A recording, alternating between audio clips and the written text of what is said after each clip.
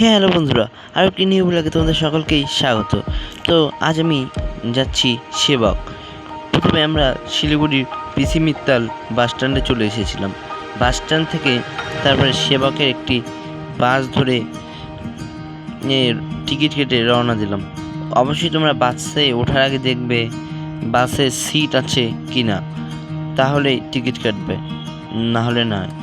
তো আমরা টিকিট কেটে উঠে পড়েছি। তো আমি পিসি মিত্তালের ভিডিও করতে পারিনি, কারণ আমার টাইম ছিল না। বাস চলে এসেছিলো, ছাড়ার টাইম হয়ে গেছিলো, আর আমি লেটে পৌঁছেছিলাম, ওই জন্য আমার ভিডিও করার টাইম ছিল না। তো তোমরা কেন আমার মতো শর্ট টাইম নিয়ে যাবে না, একটু আগে যাবে। তো এটা একটি ফরেস্ট, আর এই সেবকের যাওয়ার সময় এরকম অনেক ফরেস্ট দেখতে পাবে, গোটা রাস্তায় ফরেস্ট দেখতে পাবে। আর ফরেস্টের মাঝে মাঝে দেখতে পাবে কিছু আর্মি ক্যাম্প। আর আমরা এরকম ফরেস্টে হাতিও দেখতেছিলাম, তখন আমি বুঝতে পারিনি যখন ছট করে হাতি চলে আসবে, আর ভিডিও করতে পারিনি, নাহলে ভিডিও করে তোমাদের দেখাতাম। দুটো হাতি ছিল, এরকম অনেক ক্যাম্প দেখতে পাবে। তো এই যে আরো ফরেস্ট,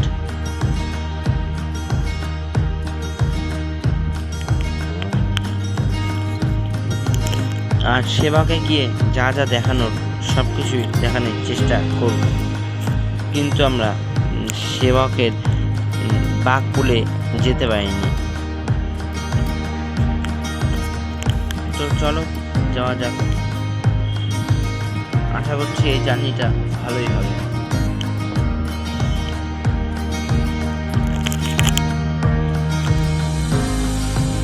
তো এই যে অনেক এরকম ফরেস্ট পাবে যাওয়ার সময় কোনো রাস্তায়।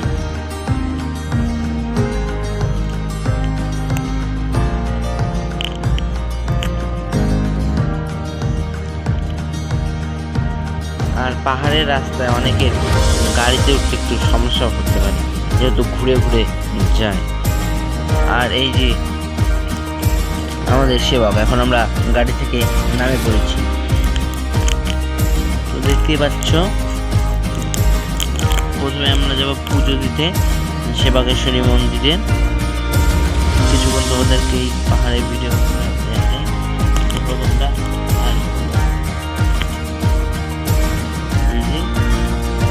দেখতেই পাচ্ছ, পাহাড় ভিউটা দেখো কি সুন্দর। আমরা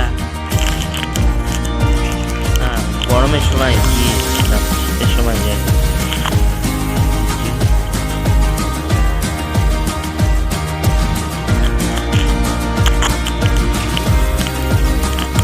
তো আমি এখন সেবকেশ্বরী কালী মন্দিরের সামনেই দাঁড়িয়ে রয়েছি, আর এখানে অনেক দোকান রয়েছে। সব দোকানে 150 টাকা করে ঠাকুরের পুজোর ডালা পাওয়া যায়। এখান থেকে একটি ডালা আমি নিয়েছিলাম, আর ডালাতে নারকেল, ফুল, সন্দেশ, আরও অনেক কিছুই থাকে। তো ঠিকই আছে দাম হিসাবে জিনিসটি। আর এখানে তোমরা এছাড়া অন্য কিছু দোকানও পেয়ে যাবে, জিনিসপত্র সব কিছু কিনতে পারবে। ডুমরু থেকে শুরু করে ডুমরু, চাবি রিং, ব্রেসলেট, টুকটাক জিনিস দোকান রয়েছে। এখানে খাওয়ার জিনিসে আমি যেটা দেখলাম, দাম প্রচণ্ড বেশি রয়েছে। তো এই যে সেবকের মন্দির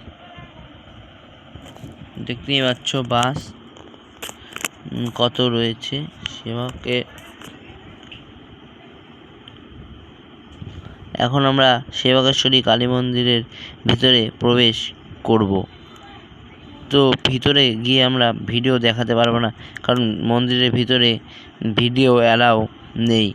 তো এখন উঠছি, যেহেতু এটা পাহাড়ের উপরে অবস্থিত, অনেকটাই উঁচু মন্দিরটি, অনেকগুলাই সিঁড়ি ভেঙে উঠতে হয়।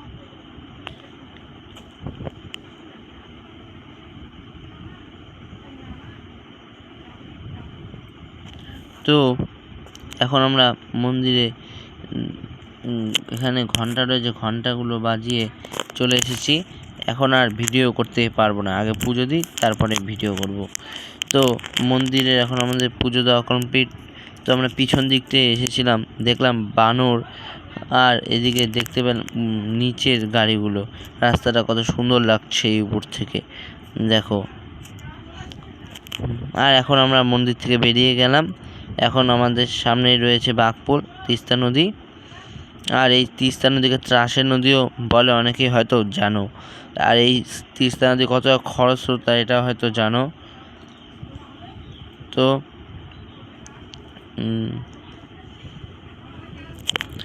এই যে নদীটি দেখতে পাচ্ছ, জলটা কি সুন্দর চকচকে।